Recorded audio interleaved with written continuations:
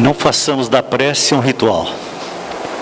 Realmente é o meio que nós temos agora de nos levar.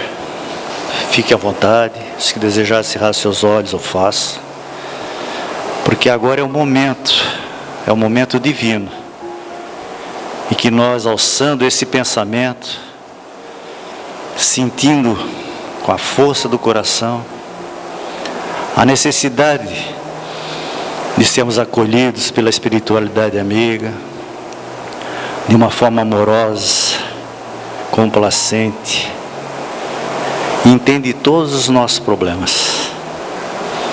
Por isso, neste momento nós dizemos: Senhor da vida, obrigado por tudo que Tu nos concede, seja nas existências anteriores e principalmente pela Tua misericórdia, neste momento em que estamos encarnados neste planeta, juntamente com todos os afetos e os desafetos, para podermos evoluir moralmente, reparando os males de outrora e fortalecendo os amores que hoje estão conosco.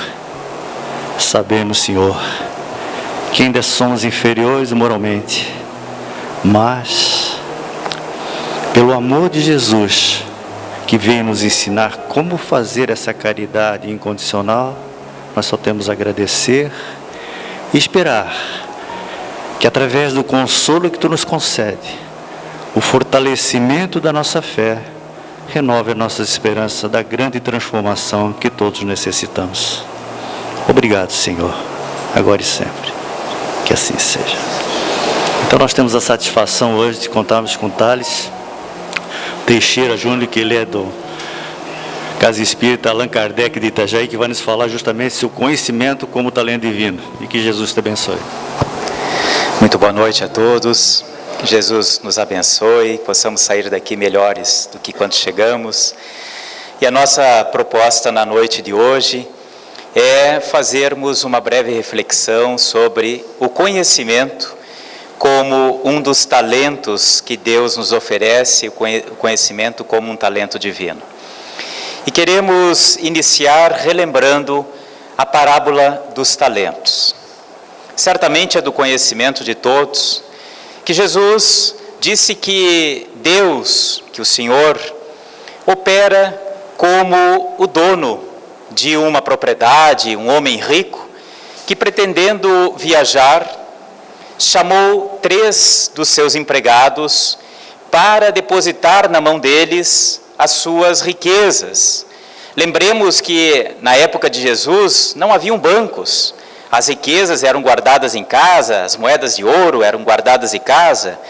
Então esse homem que ia viajar para fora do seu país, chamou 3 desses empregados e entregou para eles uma certa quantidade das suas riquezas, chamadas de talentos, conforme a capacidade de cada um. Ao primeiro dos seus empregados, ele entregou 5 talentos. Ao segundo empregado, ele entregou 2 talentos. E ao terceiro empregado, ele entregou 1 talento, para que esses empregados guardassem a fortuna e lhe restituísse ao retorno da sua viagem. Retornando da sua viagem, este homem chama os seus 3 empregados para tomar-lhes conta. O primeiro empregado diz: Senhor, eu investi, eu trabalhei com aqueles 5 talentos que me confiaste, ganhei com isso, e agora lhe devolvo não 5 talentos, mas 10 talentos. O Senhor ficou muito feliz, chamou aquele empregado de fiel, de trabalhador, e disse: fizeste bom proveito, boa utilização das pequenas coisas que eu te confiei, ficarás comigo para as grandes coisas. Chamou o Senhor o segundo empregado, que da mesma forma se dirigiu ao seu patrão dizendo: Senhor, me entregaste 2 talentos, e eu também trabalhei com esses 2 talentos, e lhe devolvo agora 4 talentos. O Senhor ficou feliz da mesma forma que ficara feliz com o primeiro empregado e colocou ao seu lado aquele bom e fiel servo. Mas o terceiro empregado disse assim: Senhor, sabendo que és um homem muito rígido, muito severo com quem falhas contigo, fiquei com medo de perder aquele talento que me confiaste. Por isso o enterrei. E hoje, com o seu retorno, desenterrei aquele talento e agora o devolvo. Aquela única peça, aquele único talento, estou lhe devolvendo agora. O Senhor ficou bastante irado, bastante decepcionado com aquele empregado, chamou-o de mau servo, de servo infiel, arrancou aquele talento daquele empregado, entregou aquele a quem ele havia confiado 5 talentos e despediu aquele empregado para que ele fosse para o olho da rua, onde há ranger, onde há muita dificuldade. Essa é a parábola que Jesus nos deixou há 2000 anos, dizendo que é dessa mesma forma que Deus opera conosco, que Deus trabalha conosco. O que Jesus efetivamente quis dizer com isso? Passados 2000 anos, muitas vezes não conseguimos compreender o que efetivamente são esses talentos a que Jesus se referiu. E qual é a moral dessa história?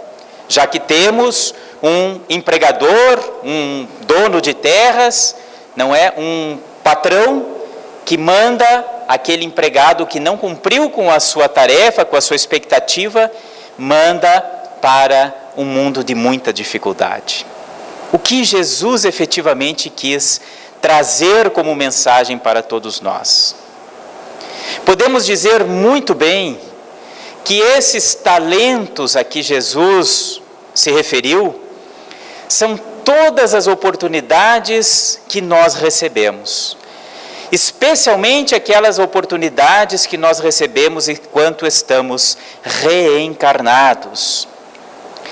São as oportunidades que nós recebemos hoje, espíritos que hoje estamos sob a experiência reencarnatória. São as oportunidades que nos surgem ao longo da vida, mas que, como tudo que é dado, está sujeita à lei de ação e reação, como tudo na obra de Deus. Deus opera, Deus governa, Deus se manifesta a partir de leis divinas, de leis que Ele cria e regem todo o universo. Temos várias leis e que estudamos detalhadamente na doutrina espírita. Vamos ter a lei do progresso, que faz com que tudo na obra de Deus vá sendo impulsionado para frente, vá sendo retirado do ostracismo, da comodidade, da inércia e vá sendo projetado para frente, quer pelo amor, quer pela dor. Não é assim que acontece? Se nós olharmos para toda a obra divina, não só para nós, mas para tudo que existe na obra de Deus, nós vamos verificar um constante progresso se operando, seja aqui no planeta Terra, nesse universo que nós ainda não conhecemos a sua grandeza. Existe a lei de ação e reação, que faz com que a toda causa gere um efeito, a toda a ação nós tenhamos uma reação em igual proporção e em igual intensidade. Tudo, absolutamente tudo que nós fazemos, todos os nossos pensamentos, eles geram uma consequência, positiva ou negativa, a partir do seu teor.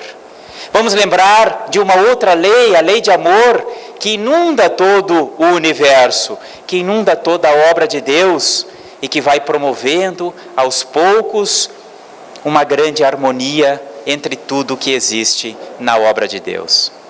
Então vejam que se nós analisarmos todas essas leis, nós vamos encontrar aí a materialização dos próprios atributos divinos, porque Ele coloca os seus atributos em toda a sua criação.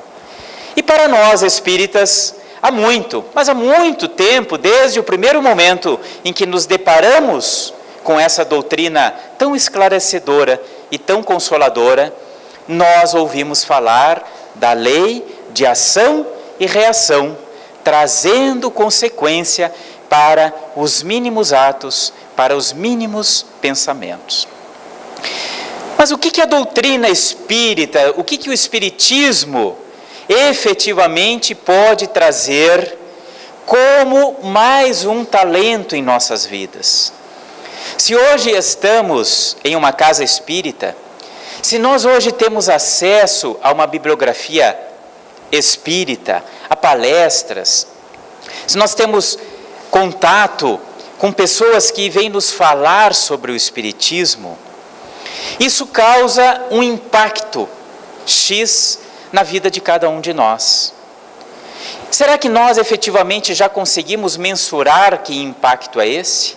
O que a doutrina espírita está trazendo para todos nós, enquanto mais uma oportunidade que nós estamos recebendo durante esse processo reencarnatório?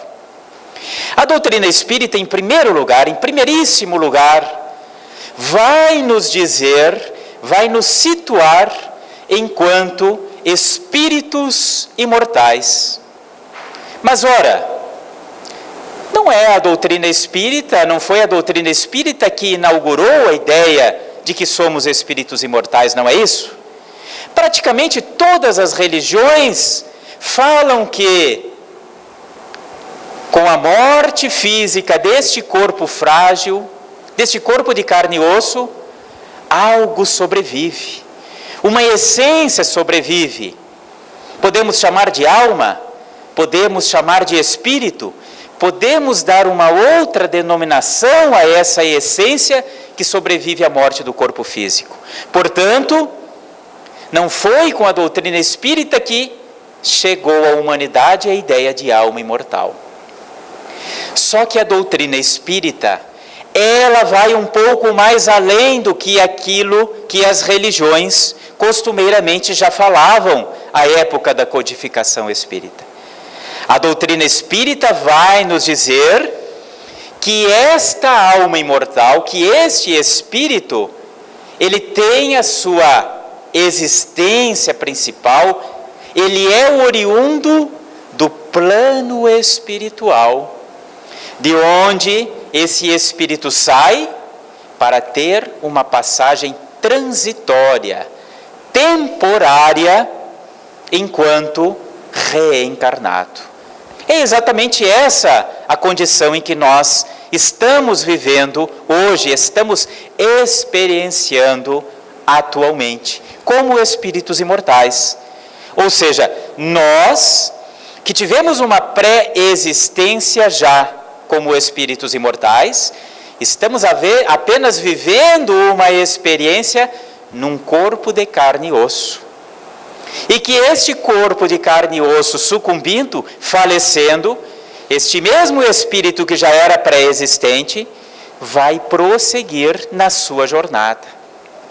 Vejam que a nossa referência, ela muda completamente, porque a visão que se tem a partir daí, não é a visão de que nós somos homens e que vamos um dia nos tornar espíritos. Não.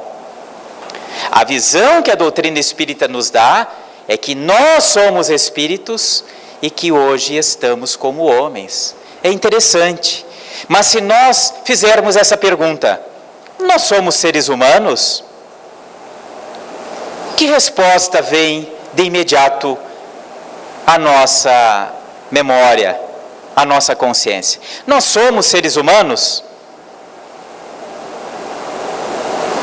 À luz desta reflexão, nós vamos encontrar uma resposta talvez inusitada, de que nós não somos seres humanos. nós estamos seres humanos, porque nós somos espíritos imortais e que estamos animando um corpo da espécie Homo sapiens sapiens, que é a espécie da natureza em que nós estamos durante este processo reencarnatório. E é uma mudança de visão completamente diferente, porque há uma tendência natural a todos nós reencarnados de olharmos o mundo, de filosofarmos sobre o mundo a partir da percepção dos nossos 5 sentidos. Então nós vamos enxergar o mundo a partir destes olhos, dos olhos físicos, dos olhos do homem, dos olhos do Homo sapiens sapiens, que vai perceber o seu ambiente materializado, dessa forma materialmente grosseira que nós conseguimos captar. Mas essa é a percepção decorrente desse estágio temporário. Já à luz daquilo que a doutrina espírita nos oferece, nós vamos começar a enxergar o mundo a partir dos olhos do Espírito. E a partir dos olhos do Espírito, tudo o que nos interessa do ponto de vista material perde o seu valor, perde a sua importância. Por quê? O que é importante para o Espírito? As coisas do Espírito. O que é que eu preciso acumular enquanto bagagem do ponto de vista espiritual? Tudo aquilo que eu puder levar na bagagem do Espírito. Ou seja, é praticamente tudo aquilo que eu deixo quando este corpo frágil de carne e osso morre. Porque o Espírito, ele vai levar uma bagagem que não diz respeito a este mundo material em que nos encontramos. E um outro apontamento que nós queremos fazer nesta noite é de que nós, espíritos, fomos todos criados simples e ignorantes. Todos nós partimos exatamente do mesmo ponto, como se fôssemos uma folha em branco de papel, cuja história começou a ser escrita num primórdio muito distante, e que vamos escrevendo linha por linha a partir das nossas experiências, quer aqui, enquanto reencarnados, quer a partir das experiências que temos no mundo espiritual. Sim, porque no mundo espiritual nós também progredimos. Aliás, o mundo espiritual que é o verdadeiro mundo do espírito, que é o principal mundo para o espírito. Um mundo esse que é um mundo muito parecido, muito semelhante a esse mundo que nós percebemos pelos nossos sentidos humanos. Aliás, dizem os espíritos que este mundo material é uma cópia imperfeita daquilo que existe no mundo espiritual. Fomos criados simples e ignorantes. E isso quer dizer o quê? Que não existem espíritos privilegiados ou espíritos que foram abandonados pelo Criador. Porque quando olhamos as nossas diversidades, muitas vezes somos tentados a pensar desta forma. Mas por que aquele tem uma mente tão brilhante? Por que aquele tem uma saúde tão impecável? Por que aquele é tão bonito? Por que aquele não é? Por que aquele tudo assiste e aquele outro não? Será que existe um Deus que privilegia ou que esquece outros? É lógico que não. O Deus que a doutrina espírita nos apresenta é um Deus justo, é um Deus bom e é um Deus misericordioso. E que trata todos os seus filhos exatamente da mesma forma. E que essas aparentes diferenças que existem entre nós, nada mais é do que a representação, do que a constatação das etapas diferentes que todos nós estamos atravessando, estamos vivendo. Tivemos uma origem igual, mas é o andar de cada um, é o esforço de cada um, é o tempo de caminhada de cada um que vai nos tornando diferentes ao longo da caminhada. No capítulo 6 de O Evangelho segundo o Espiritismo, uma das obras básicas, nós vamos encontrar um texto, o Advento do Espírito de Verdade, onde um Espírito que se auto-intitula, que se autodenomina como o Espírito de Verdade, nos traz uma mensagem lindíssima.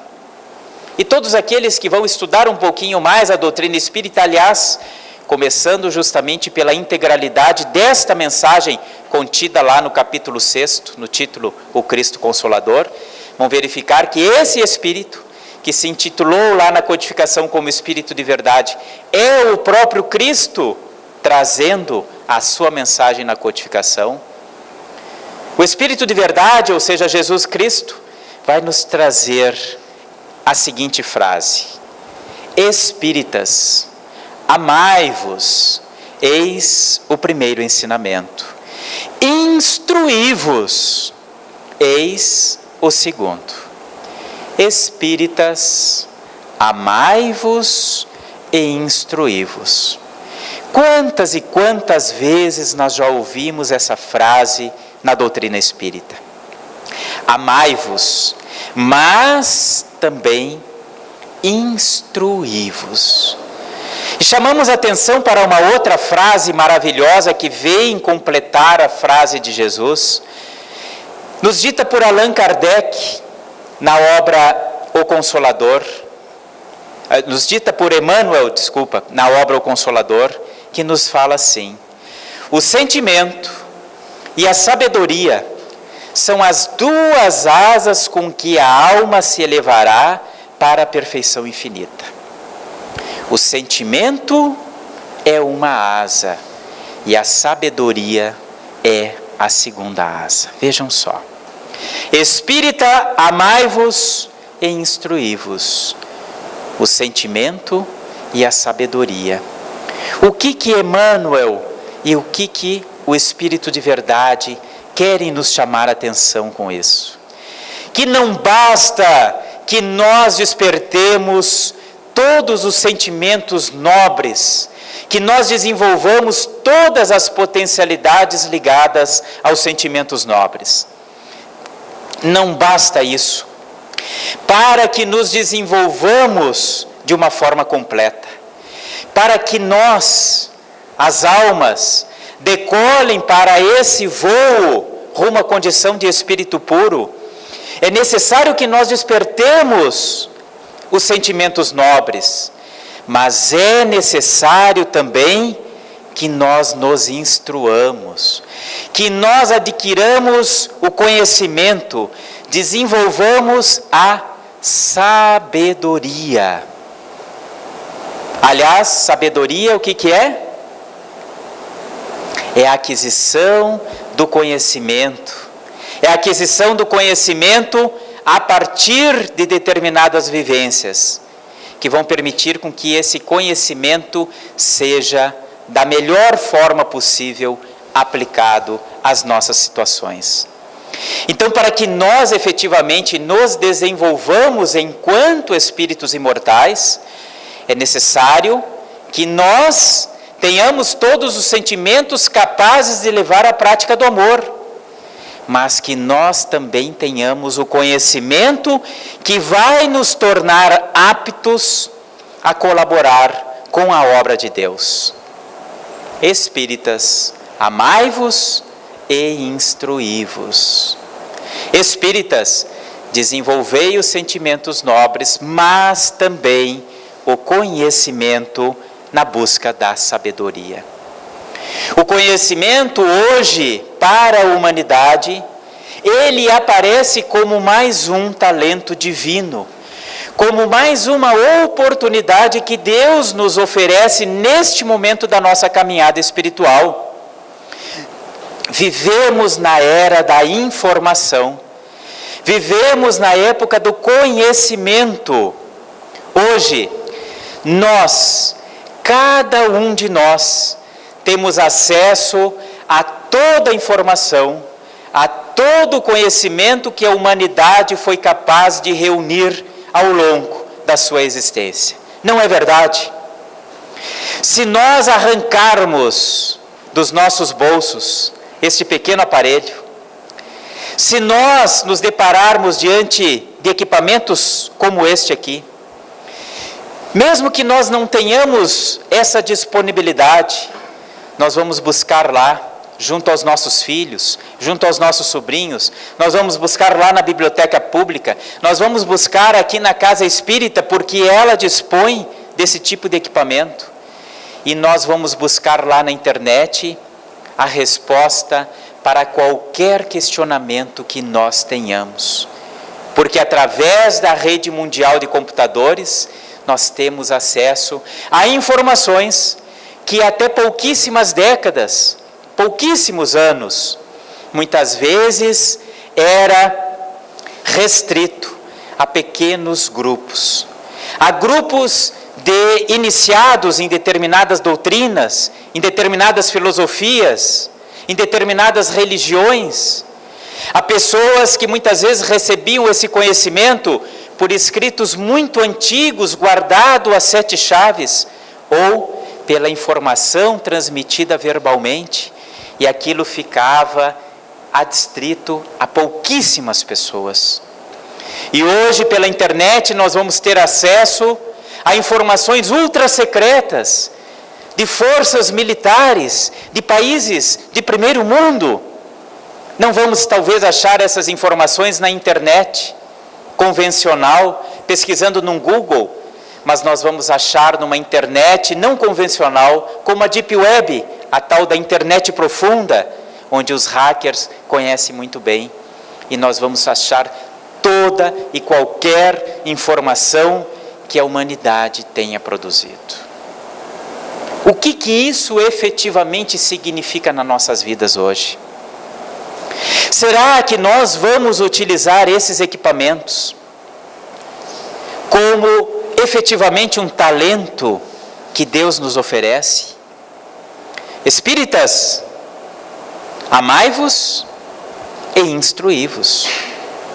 Esses equipamentos efetivamente representam uma ferramenta para a nossa instrução, ou eles têm servido para apenas futilidades, para apenas serem ferramentas para a divulgação da nossa sensualidade, a divulgação da nossa vaidade, a divulgação de coisas de menos importância para o espírito? Ou efetivamente nós estamos utilizando esses recursos para o nosso crescimento enquanto espíritos imortais? O que diz lá na parábola? O que Jesus disse na sua parábola? Qual é a mensagem que está na história contada por Jesus? Que nós precisamos multiplicar os talentos que nós recebemos. Não é isso que Jesus nos propõe?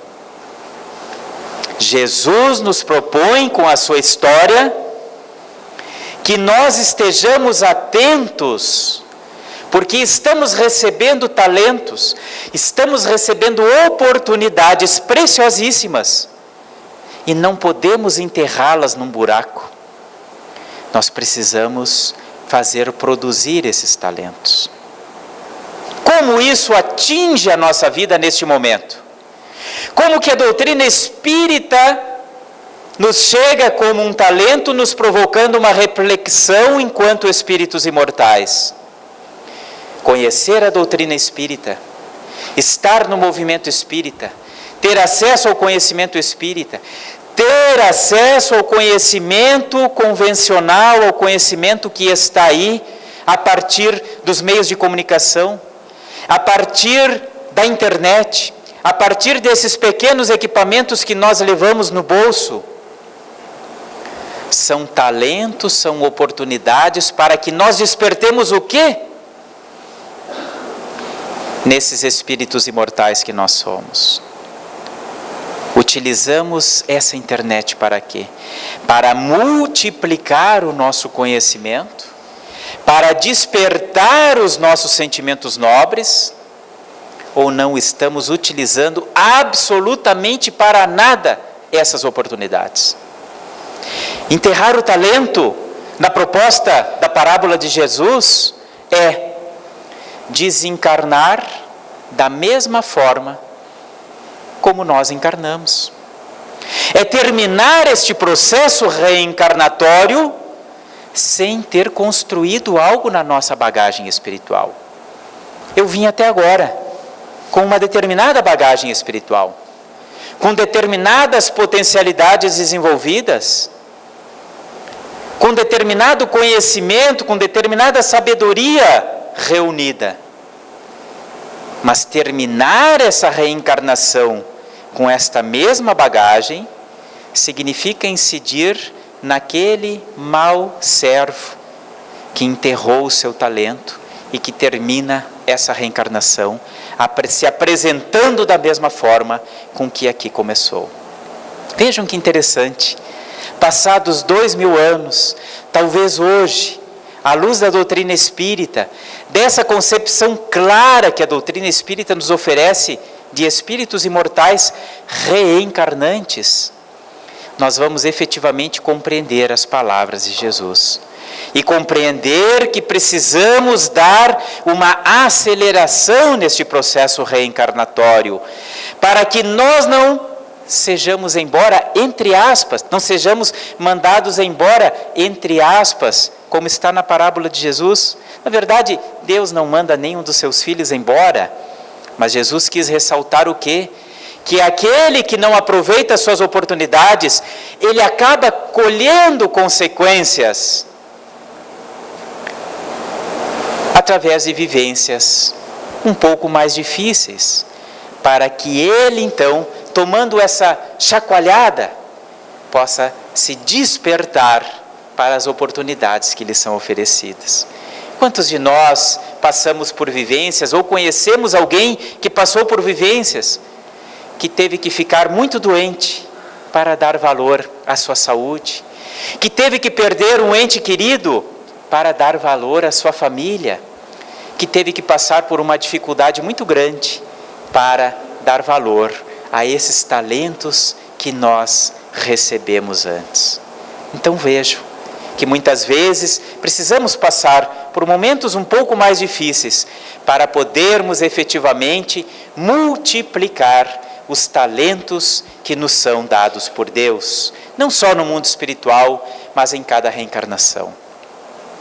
O Espiritismo, neste momento da nossa caminhada evolutiva, nos dá a oportunidade de responder a questionamentos como estes, questionamentos que intrigaram a humanidade ao longo da sua história, questionamentos que foram objetos de outras tantas religiões, filosofias, doutrinas, e que muitas vezes não conseguiram oferecer a contento respostas para os seus seguidores. E desde meados do século XIX, com o advento da codificação da doutrina espírita, nós encontramos respostas lógicas, respostas racionais para perguntas como: que somos? Antes de nascer, o que éramos? Por que as pessoas são tão diferentes uma das outras? Por que a vida sorri para umas e é só desgraça para outras? Por que uns nascem enfermos e outros sãos? Por que uns são pobres materialmente e outros não? Por que uns, mesmo tendo má conduta, sofrem menos que os que só fazem o bem? Por que uns nascem no corpo masculino e outros no corpo feminino e muitas vezes não se aceitam nessa condição? Por que o Criador permitiria essas aparentes desigualdades? Por que a felicidade completa ainda não é deste mundo?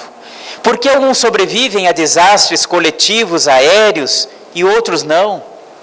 O que acontecerá depois da morte física? São indagações que angustiaram a humanidade ao longo da sua trajetória. E que nós vamos encontrar em um centro espírita um ambiente seguro para as respostas tão desejadas por todos nós. O centro espírita, a casa espírita, ela tem várias faces. Nós podemos enxergar no centro espírita como um pronto-socorro espiritual, como um pronto-socorro das almas desencarnadas ou encarnadas que aqui chegam, com uma diversidade, uma gama muito grande de sofrimentos, e que vão encontrar, através do esclarecimento, o consolo para as suas dificuldades. Nós vamos encontrar no centro espírita uma grande oficina, um local onde nos são dadas oportunidades para nós trabalharmos pelo próximo, e trabalhando pelo próximo, estarmos também trabalhando por nós mesmos. E nós vamos encontrar o centro espírita como um educandário maravilhoso, em que nós temos a oportunidade de estudar à luz dessa doutrina maravilhosa, mas também de termos um convívio com espíritos que estão numa caminhada evolutiva e que já alcançaram uma determinada bagagem espiritual. Vejam que na casa espírita nós temos a oportunidade do aprendizado numa exposição espírita, lá numa conversa fraterna, no convívio com aqueles que são tarefeiros ou frequentadores da casa espírita. Mas nós chamamos nesta noite a atenção para uma área muito especial da casa espírita, que são os grupos de estudo que a doutrina espírita nos oferece, que a casa espírita nos oferece. Vejam que quando nós vamos estudar em um grupo espírita, nós não estamos ali somente sujeitos a um programa de estudo. Nós não estamos ali apenas sendo apresentados para a obra estudada, mas nós estamos ali colocados sob o convívio de pessoas que integram aquele grupo. Pessoas essas que, na verdade, não são pessoas. Pessoas. São espíritos imortais, que têm uma bagagem decorrente da sua experiência anterior, das experiências pretéritas. E aí nós vamos fazer uma outra reflexão. Quem é o meu colega de grupo de estudo? Quem é ele enquanto espírito imortal? Que bagagem espiritual ele já reuniu? E naquele momento, naqueles poucos minutos, naquela pouca hora que nós estamos juntos, ele está disposto a compartilhar comigo. Ele pode ser um analfabeto à luz da educação tradicional, mas que sabedoria, que conhecimento ele já reuniu numa existência passada. Que visão maravilhosa ele já traz daquilo que para mim ainda é turvo. E ele está compartilhando as suas ideias comigo, sem cobrar com isso, sem se exaltar atrás de um título, apenas sendo mais um colega de estudo junto comigo. Que sentimentos nobres ele já conseguiu reunir, alcançar, e que naquele convívio, ao longo de meses, ao longo de anos, ele vai ali, amenizando as dores, não é? Nesta grande terapia que também significam os grupos de estudo. Vejam o grupo de estudo como esta oportunidade de troca de experiências entre espíritos que estão em graus diferentes no seu caminho evolutivo, mas todos reunidos com um propósito: amar e buscar a instrução. Quando falamos em grupos de estudo, quando falamos em casa espírita, nós vamos dizer que uma casa espírita, especialmente uma casa espírita federada, como é a Casa de Jesus, federada à Federação Espírita Catarinense, ligada à Federação Espírita Brasileira, vai oferecer estudos de obras básicas. Aqui trouxemos apenas, a título exemplificativo, 3 obras básicas: o Livro dos Espíritos, o Evangelho segundo o Espiritismo, o Céu e o Inferno. Poderíamos ter aí a Gênese e o Livro dos Médiuns, que geralmente são estudos sequenciados, onde nós começamos lá na primeira página e vamos até a última. A Federação Espírita Brasileira vai nos oferecer estudos sistematizados, como é o programa do ESD, Estudo Sistematizado da Doutrina Espírita, um programa feito pela Federação Espírita Brasileira a partir das melhores experiências, das melhores práticas, onde compilou isso tudo e nos apresentou 3 livros: Programa Fundamental Tomo 1, Tomo 2 e Programa Complementar, onde nós vamos estudar uma diversidade enorme de assuntos à luz de subsídios, não é? Baseados em subsídios das obras básicas, retiradas das obras básicas e de obras complementares. Temos também a introdução ao estudo sistematizado, a gente chama de IESD, eu sei que a Casa de Jesus também oferece, que é um grupo de acolhimento, não é? Que é um grupo de estudo onde também há um acolhimento muito grande e permite aí que o estudante tire dúvidas para aquilo que mais lhe angustie, com matrículas abertas o ano inteiro. E tantos outros estudos que as casas espíritas oferecem. Tudo isso nos chega como talentos. Tudo isso nos chegam como oportunidades e que precisam ser multiplicadas, como nos advertiu Jesus, para que nós efetivamente tenhamos cumprido com a finalidade neste processo reencarnatório. Lembremos, se estamos aqui hoje reencarnados, é porque passamos por uma longa fila para alcançar a reencarnação.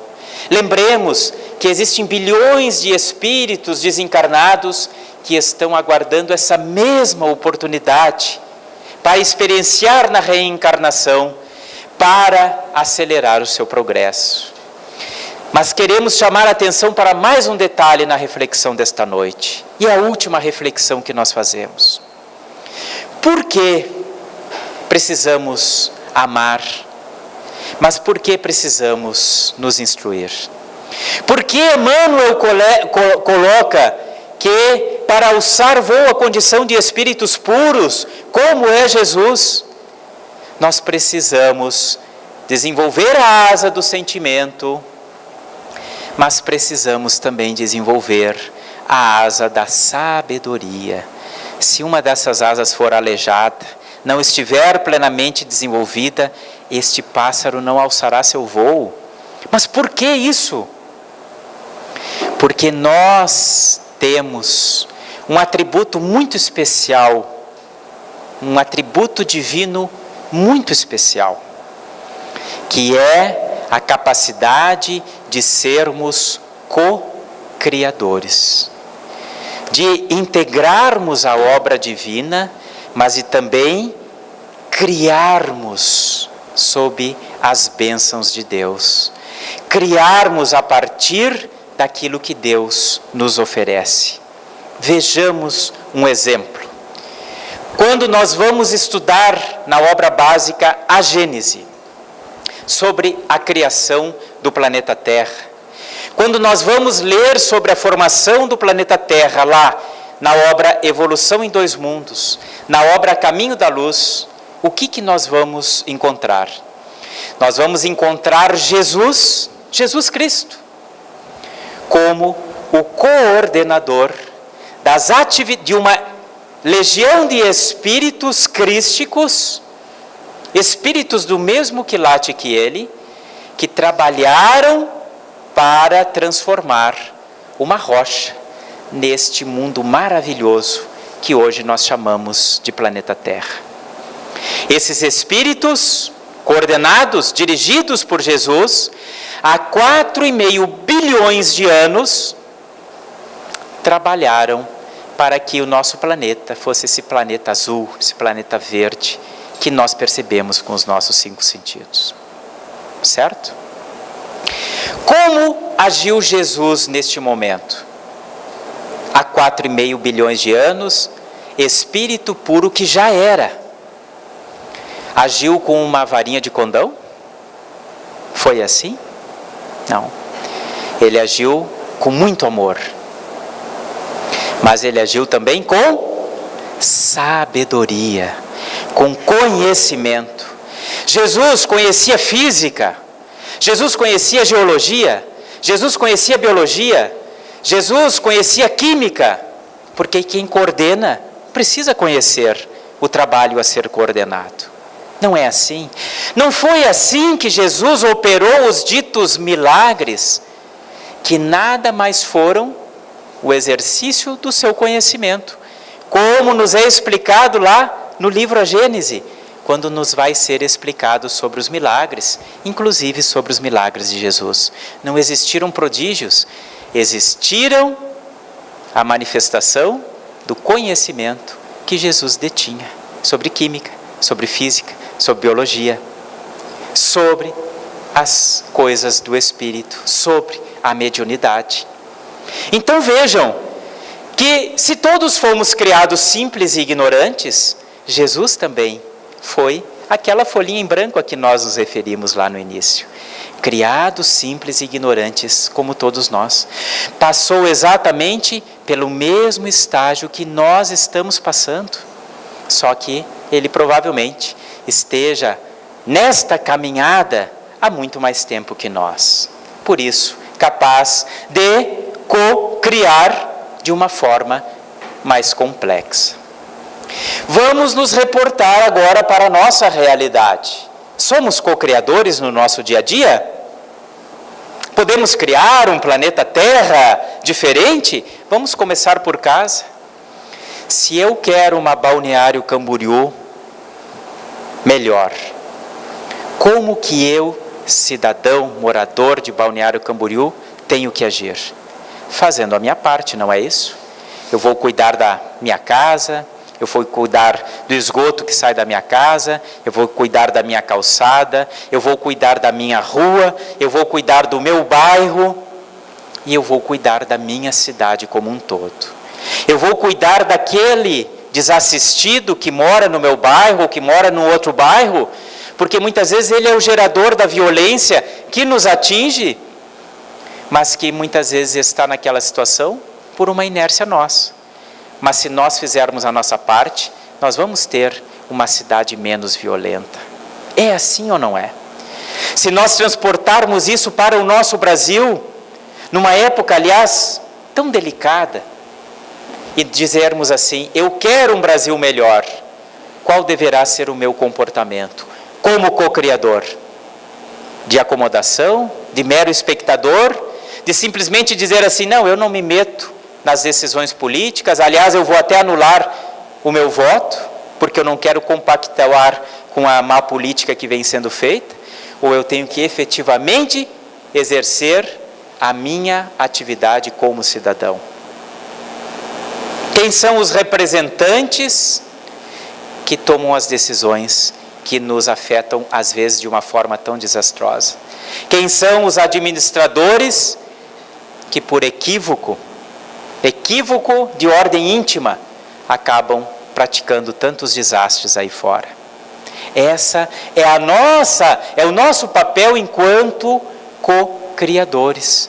E se nós fizermos a nossa parte, nós vamos ter uma cidade melhor, um estado melhor, um país melhor e um mundo melhor. Numa época em que nós ouvimos tanto falar, em que a Terra está neste processo de transformação, de um mundo de provas e expiações para um mundo de regeneração, quantos de nós espíritas estamos lá, aguardando, como outras religiões aguardam, algo vir de cima e simplesmente transformar o mundo em que vivemos. É assim que vai acontecer? Não é. Este mundo vai passar para um mundo de regeneração a partir dos nossos atos, a partir das nossas ações, dos nossos pensamentos. Por isso, Jesus nos fala: espíritas, amai-vos e instruí-vos. Instruí-vos para que nós tenhamos melhores condições de colaborar pela transformação deste mundo no mundo melhor. Instruí-vos para que nós possamos compreender os fenômenos pelos quais nós estamos passando e tomarmos decisões mais felizes. Se passamos por sofrimentos, é porque esses sofrimentos nada mais são, geralmente são, decorrentes de consequências dos nossos maus atos. Se temos a percepção disso, nós vamos tomar decisões melhores e, portanto, vamos errar menos, errando menos, vamos sofrer menos. Vejam, e vamos ser mais felizes. Que maravilhoso é este mundo que a doutrina espírita nos oferece, com essa capacidade de nos reconhecermos como espíritos crísticos, como na parábola de Jesus, segundo as nossas condições. Mas a reflexão maior queremos novamente fazer: ao que efetivamente estamos fazendo com os nossos talentos? O que efetivamente estamos fazendo com ele? Estamos efetivamente multiplicando esses talentos? Que essa reflexão, sirva para seguirmos em frente na nossa caminhada, com muito otimismo e sob as bênçãos de Deus e de Jesus. Muito obrigado. Obrigado, Thales, por essa informação didática, pedagógica.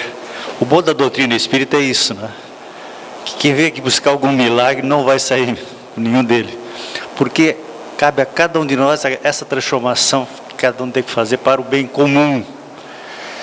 A doutrina do Espírito tem uma vantagem, não é vantagem, uma diferenciação das demais crenças. Não precisa de intermediário. Cabe a cada um de vocês se conhecer, porque cada um se conhecer, conhecerá o próximo, porque o próximo é idêntico a nós, que cada um está no seu estágio evolutivo. Por isso a necessidade da libertação, e essa libertação só vai ocorrer através do conhecimento. Que possamos então todos termos uma boa semana, uma noite mais proveitosa,